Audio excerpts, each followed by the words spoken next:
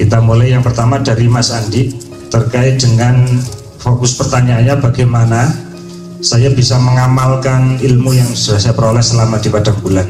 Apakah yang harus saya lakukan supaya ilmu yang saya peroleh bukan sekadar sebagai wacana tapi juga bisa kita aplikasikan, ya, kita amalkan. Kan ada banyak yang diterima dari sini, dicari yang kira-kira paling dekat yang bisa mungkin kamu terapkan. Jadi opo sih dipilih sih. Nah baru nanti masalah teknis, masalah strategi, masalah budaya. Nah, menyeluruh ya gak iso ya. Ono ilmu ngliwet, ono ilmu nutu, ono ilmu panen, ono ilmu nandur, macam-macam lah. Sing dhisik awakmu kudu duwe ketajaman untuk menemukan yang mana yang kira-kira paling dekat dan paling mungkin kamu lakukan. Ini ya deh ya. Oke, yang kedua dari Mas Agus Nganjuk. Mas Agus ini ingin menyatukan kembali kedua orang tuanya yang hidup berpisah. Tetapi di perjalanan itu dia diarani, dituduh jangan-jangan nanti untuk merebut warisan. Kemudian Mas Agus bertanya, apa yang harus saya lakukan? Bagaimana saya mensikapinya? Silakan. Ya, Mas Zamil. Baik, terima kasih.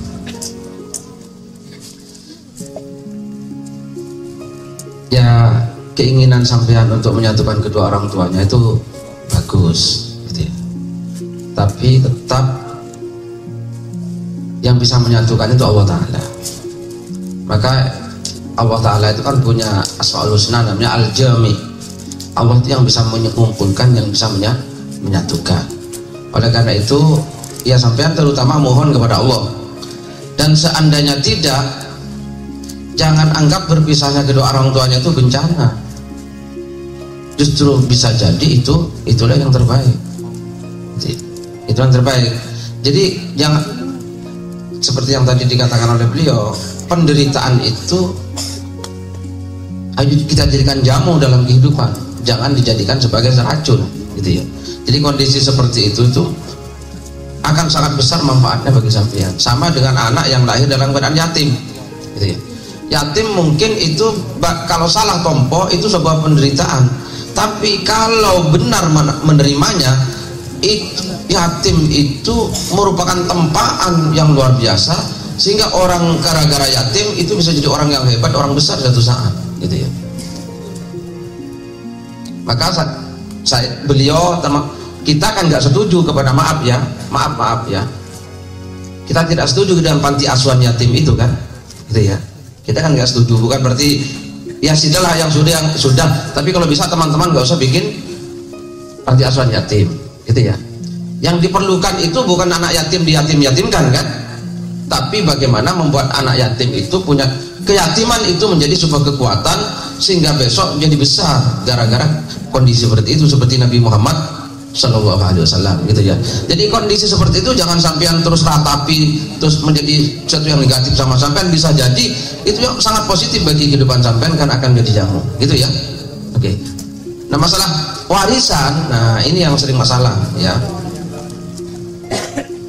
Ini harta itu seperti kata beliau tadi milik Allah Subhanahu Wa Taala. Ya. Maka Allah itu punya asma al-waris.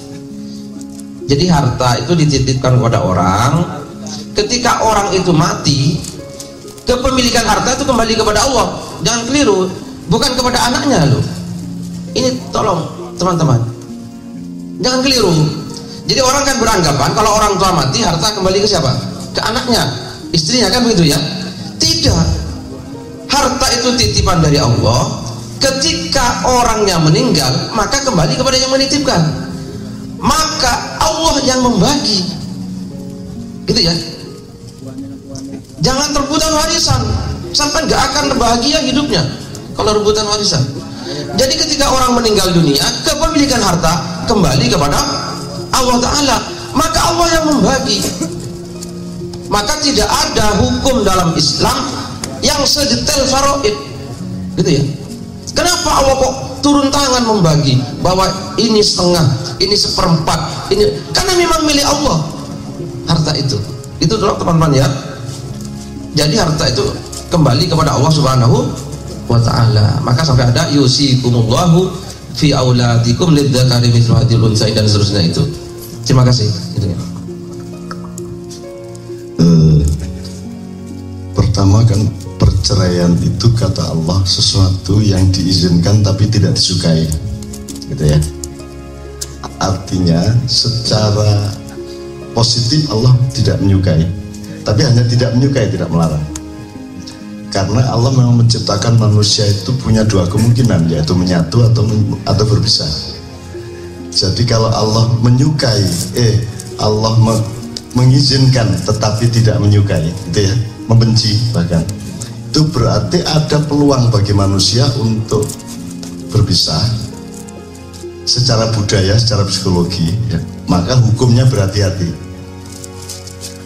Nah, maka menurut saya, Dek, Anda ingin mempersatukan orang tua itu niat utamanya adalah berbuat baik kepada Allah, yang merupakan perbuatan baik juga kepada manusia. Ini prinsipnya gini, Anda sholat itu kan berbuat baik kepada Allah, tapi berbuat baik kepada Allah kalau bisa jadikan perbuatan baik bagi manusia. Itu yang menyebabkan kita berkata bahwa sholat khusyuk itu belum prestasi dalam hubungan dengan manusia sebelum sholatmu membuatmu lebih bermanfaat bagi sesama manusia. Dan itu sama dengan kalau engkau berbuat baik kepada manusia, kalau bisa jadikanlah dia perbuatan baik untuk Allah.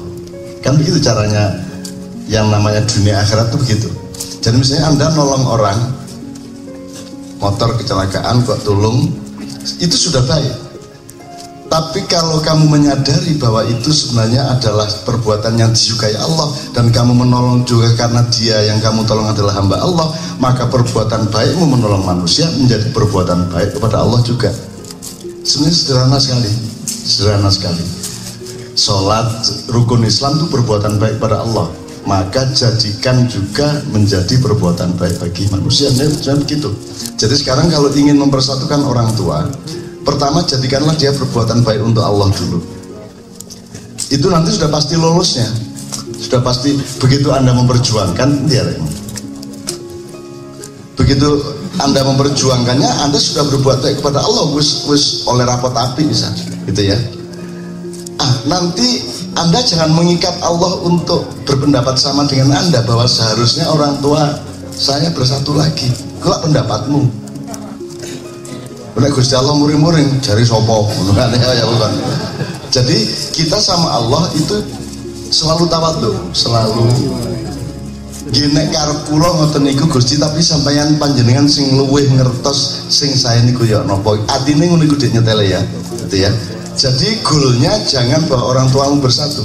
Goalnya adalah Allah Anda mohon untuk menurunkan atau mentakdirkan atau menentukan yang terbaik menurut dia. Sebab kalau terbaik menurutmu belum tentu baik bagi Allah, tapi kalau terbaik bagi Allah pasti baik bagimu, gitu ya. Perkara dianggap ngerebut warisan tak piturute itu jenenge jer basuki mawa beya nek cara Jawane. Ya nek gelem mangan kudu gelem ngising. Mosok mangan tok kadek ngising. Nek gelem untut kudu gelem ambu lah ngono. Nek kon anjene kate mangan rujak ya kudu gelem kepedesen. Jadi semua perbuatan baik ada ongkosnya. Ya, tidak ada sesuatu yang tidak ada ongkosnya, tidak ada beonya.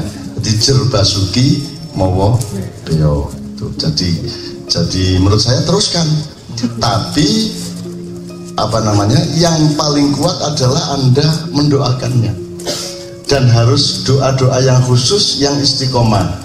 Apa setiap habis sholat Anda membacakan sakarmu kata Yasin to Al-Fatihah ping 9 ta apa ya, pilih saja. Semua kalimat Allah baik, pilih saja. Tapi hatimu ojo terikat. Terikate ojo nang bapakmu ibumu bersatu tagak. Terikate pokoknya aku bersyukur apa saja yang Allah kasih, karena mudah-mudahan itu memang yang terbaik untuk saya. Ojo lali aku iki ngalami dhewe lho ya. Ya sabrang ya kepingin ibu nih dek karo aku bersatu meneh. Sabrang ya kepingin. Ya tapi lebih baik tidak bersatu lagi karena memang kondisinya lebih baik begitu.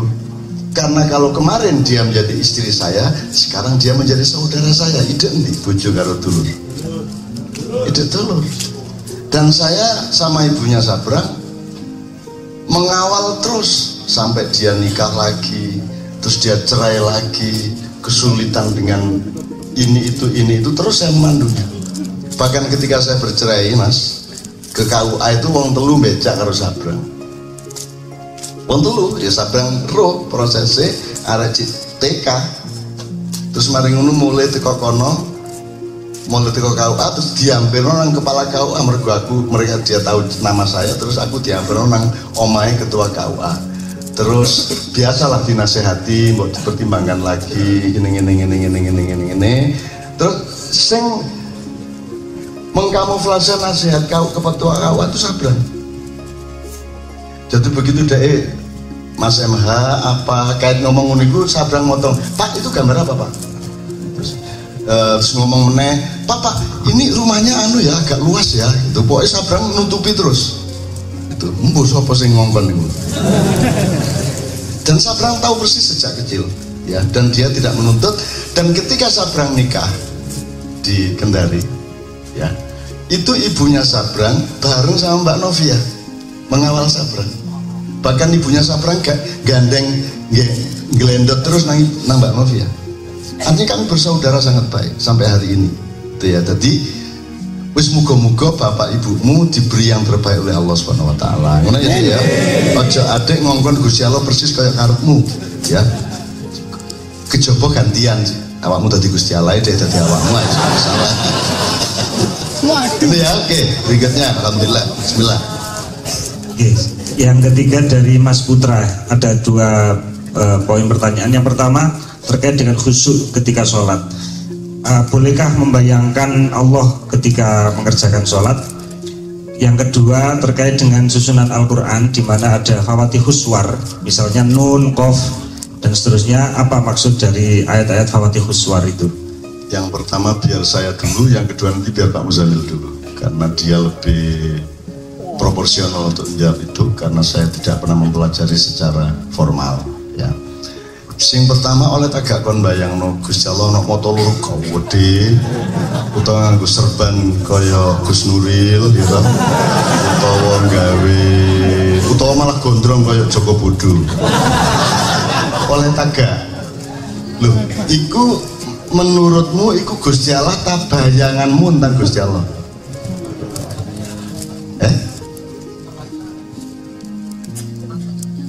Lah ya, itu kon nganggep iku Gusti Allah sing motone iku sakmono apa bayanganmu? Ya gak masalah bayangan ya. Karena tidak mungkin tuh Anda mengetahui secara fisik Tuhan kayak apa, tan kinoyo ngopo, tan kinoyo opo, tan kinoyo sopo, ya. Laisa kamitslihi syai'un walam yakullahu kufuwan ahad. Jadi memang hanya begitu bisanya, asal jangan nganggep Gusti Allah itu motone gede loro aja ngomong itu ya. Nah itu bayangannya enggak apa-apa. Nah ini memang yang menjadi problem umumnya masyarakat Islam. Rumangsane bayangan dia itu sama dengan faktanya.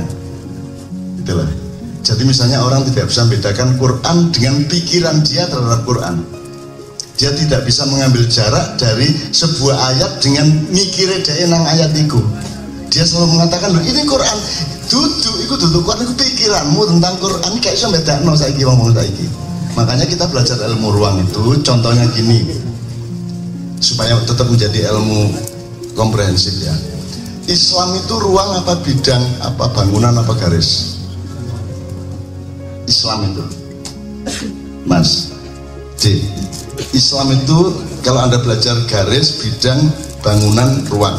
Islam itu ruang apa bangunan apa bidang? Sing gampang ini. NU Muhammadiyah itu ruang atau bidang? Atau bangunan apa ruang? Nek cik bingung berarti awakmu ndelok maca medsos cik ngeluh ndasmu. Nek kon wis ngerti iki enteng kabeh ku gak masalah. Ya. Jadi kamu tahu kenapa mereka bertengkar? Karena mereka mempertengkarkan bangunan dalam konsep seolah-olah dia ruang. Itu bukan ruang, itu bangunan. Khilafah itu ruang. Tafsir HDI terhadap khilafah itu bangunan. Cetok ya Mas. Nek iki angel iki jelasno di luar maknya angel teman. Tapi insyaallah anak maknya wis wong kegembiraannya sudah luar biasa. Kalau Anda gembira, pikiranmu cerdas. Pure ya. Dan iki mangken gembira pol. Mek ana arek wedok ngaduk lho sumpun ya. Sampai ngene Mang. Ya Allah, ya Allah, ngono tok lho seneng lho coba. Nah, sebenarnya saya nanti ingin Pak Muzamil memuncaki dengan itu. Malam ini kan kita tidak ngomongin kegembiraan, tapi yang paling nyata malam ini adalah kegembiraan. Betul nggak? Itu. Jadi dan Islam itu datang untuk menggembirakan atau untuk bikin sedih? Islam itu datang untuk mempersulit atau mempermudah? Lah kok dinyel-nyel saiki? Ngeterno Islam karo dingel-ngel diawat-awati dinraka-nrakakno ya sampai gawane rabi. Yang aku ndelok potonganmu ini upama aku ini calon mertua ya rada ngelu aku. Aku mantuku celonone kaya ngene iku ya macam-macam. Bagian aku tak jawab ya gak masalah, ojo sedih kok.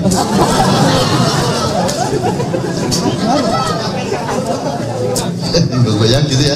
Jadi ya, terus ya oke, bismillah. Berikutnya, Pak Muzamil yang kedua berarti yang soal kan waktu itu belum ada apa susunan Utsmaniyahnya, ya kan belum ada, sehingga rumusan surat Yasin belum ada, kira-kira gitu ya, atau gimana? Sini, oke, biar Pak Muzamil yang jawab ini. Masalah penamaan surat dalam Al-Quran itu memang terjadi perbedaan pendapat antara ulama. Ada yang bilang itu tauqifi, ada bilang ijtihadi, gitu ya. Tapi mayoritas ulama menyatakan itu tauqifi. Tauqifi itu maksudnya itu sesuatu yang diterima Rasulullah dari Allah melalui malaikat Jibril. Itu tauqifi. Dengan bukti Rasulullah pernah menyebut beberapa nama surat. Al-Baqarah pernah disebut oleh Rasulullah, terus Ali Imran pernah disebut oleh Rasulullah, Yasin juga termasuk. Iqra'u mautakum Yasin, gitu ya. Bacalah kepada orang-orang yang mati di antara kamu itu surat ya Yasin. Terus Rasulullah menyebut surat Al-Kahfi, gitu ya. Itu yang dijadi. Tapi bahwa semua nama surat itu ada hadisnya ya tidak juga.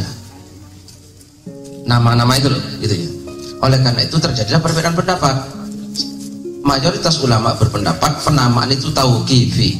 Tauqifi itu artinya non reasonable. Ya gak usah dipikir. Ya kalau ngono kuwi karepnya Allah, gitu loh ya. Itu non reasonable. Nah itu tauqifi. Nah termasuk urut-urutannya itu. Kemudian ada yang berpendapat itu ijtihadi. Ada jalan tengah. Sebagian nama surat dari Rasulullah, sebagian dari sahabat, ijtihadnya para sahabat, begitu ya. Ini kalau ini ya gak bisa dikejar terus yang bener yang nanti ya raiso ngomong podo-podo Rasulullah ini nanti ya raiso digonoke terus yang benar yang mana ya. Seandainya kita bisa ketemu Rasulullah takon langsung kan enak, kanjeng Nabi sing bener piye ya, sama-sama gak tahunya ya sudah sampai di situ pengetahuan kita. Kecuali kita satu saat ya soal Rasulullah kita tanya satu persatu. Ini Rasulullah benar namanya ini dari jenengan. Nah berhubung sama-sama enggaknya ya gak bisa ngotot-ngototan kita ya. Itu. Jadi segitu ya. Gini, sebentar. Ini tak tulisin Pak Muzamil ya. Yang Anda tanyakan itu kan konsep bangunan. Oh, ini bangunan Yasin, ini bangunan Al-Baqarah, Al-Kahfi lah. Nah, kalau Anda ingin tidak pusing dengan konsep bangunan, Anda naik ke konsep ruang. Bah iku biyen tauhidi bah ijtihad. Tauqifi bah ijtihadi. Pokoknya mesti bener Quran. Bah kok wolak-walik ya tak gak? Kok gaduk-gadukno, kok pelengkung-pelengkungno, kok odon, kok pokoknya mesti bener. Ngono ae kon, repot-repot. Apa kon repot-repot? Mesti bener asal kamu mentadaburi dengan output kebaikan untuk manusia dan untuk Allah, sing bertentangan aja hati kok. Kali iki lho, makian iki cetha to, ini kan sangat Qur'aniyah. Apa ae guyu kok? Apa ae seneng? Jane ditakoni jane apa sih sing kok kok suweneng temen arek wedok ngadeg iku mang. Apa? Linda, karena atmosfer kita adalah atmosfer basyiron, atmosfer di mana Al-Qur'an memberi cahaya dan kita menjadi bergembira. Itu dong. Karena atmosfernya Al-Qur'an. Aku ya gak wong gembira ya gak iso aku. Ini semua bukan bikinan saya. Saya ini taat kepada apa yang menurut perasaan saya, nurani saya, mukasyafah saya. Mukasyafah itu apa? Daya buka tabir terhadap rahasia Allah gitu ya.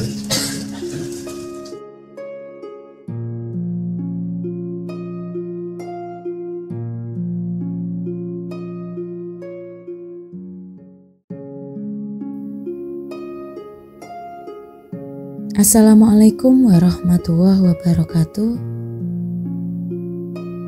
Yang terbaik bagimu. Sekitar 90% kegiatan utama masyarakat Indonesia adalah bekerja, yaitu mencari nafkah. Dan 90% ranah yang digeluti dalam mencari nafkah adalah sektor produksi dan jasa. Produksi yang besar akan menghasilkan keuntungan yang besar. Jasa yang handal akan memberikan efek keuntungan yang besar pula.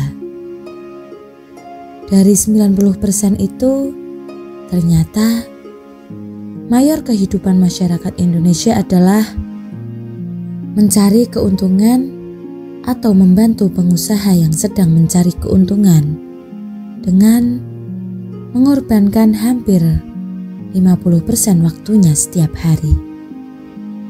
Dengan demikian, akan sangat wajar banyak ranah yang semakin tidak tersentuh dan terbengkalai, yakni ranah-ranah yang tidak berbicara tentang produksi dan jasa. Maka semakin waktu bergulir, semakin banyak orang menjadi budak atas kepentingan orang lain. 90% usia produktif Indonesia menggantungkan pada pekerjaan yang bisa memberi gaji tetap, sebab dengan gaji tetap itu dianggap bisa memberikan jaminan kesejahteraan.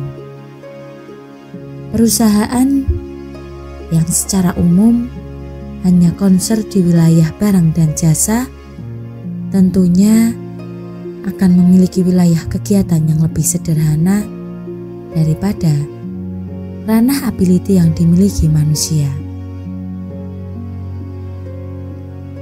Ranah ability manusia yang kompleks ini kemudian banyak yang tidak terakomodir dan tersingkir karena tidak semua ability manusia selalu berupa barang dan jasa, seperti membangun tradisi, membangun pendidikan, dan membangun pengetahuan. Meskipun beberapa hal itu bisa ditemukan solusi agar menjadi bidang jasa yang menghasilkan keuntungan, namun akan merusak ruh tradisi dan pendidikan. Wilayah ini semestinya justru harus aman dalam urusan keuntungan materi, sebab ada keuntungan jiwa dan keuntungan rohani yang memiliki jangkauan durasi lebih panjang daripada keuntungan jasadi atau materi.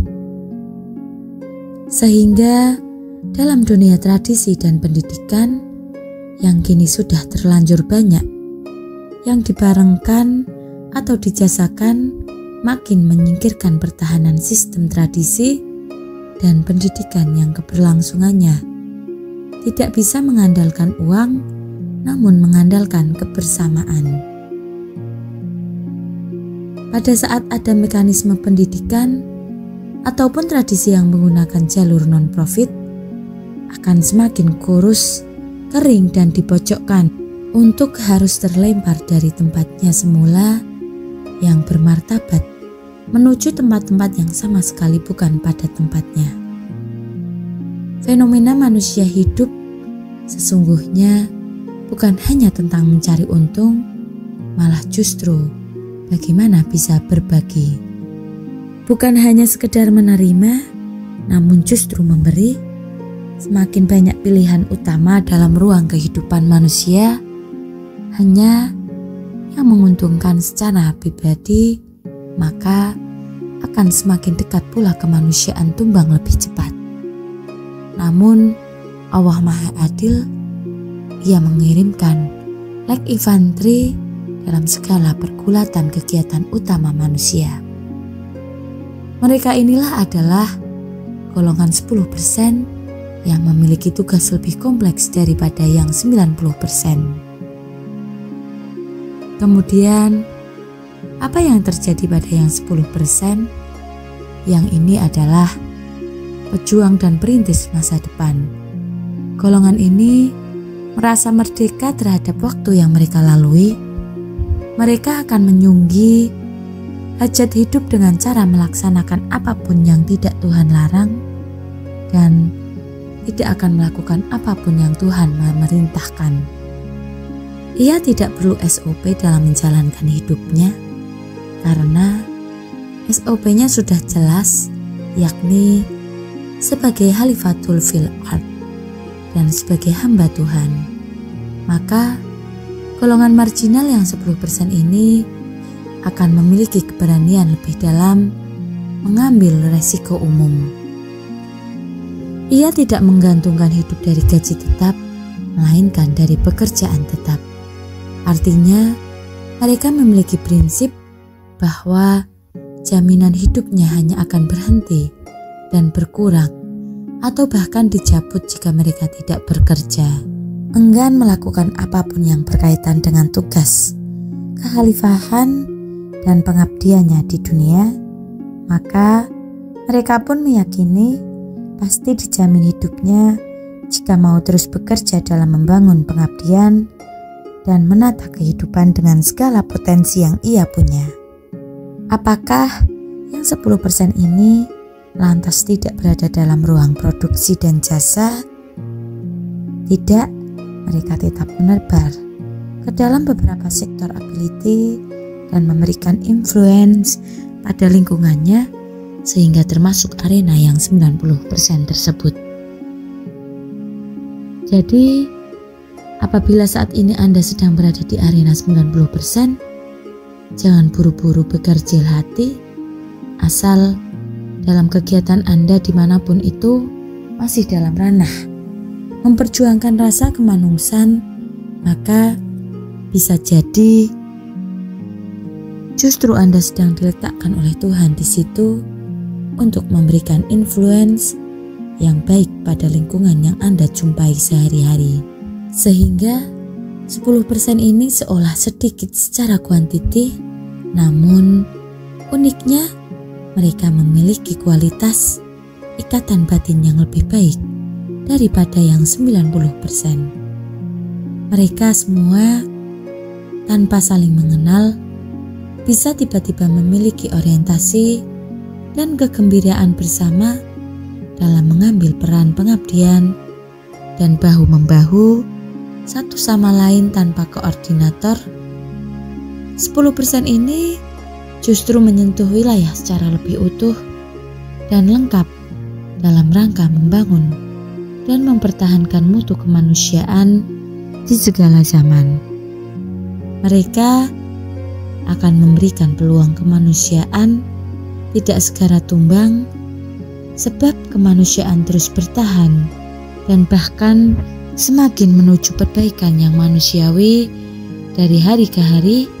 Inilah pejuang dan perintis untuk menghantarkan generasi kita semua ke depan, yakni generasi yang akan membangun aman damai. Sekian yang dapat kami sampaikan. Wassalamualaikum warahmatullahi wabarakatuh.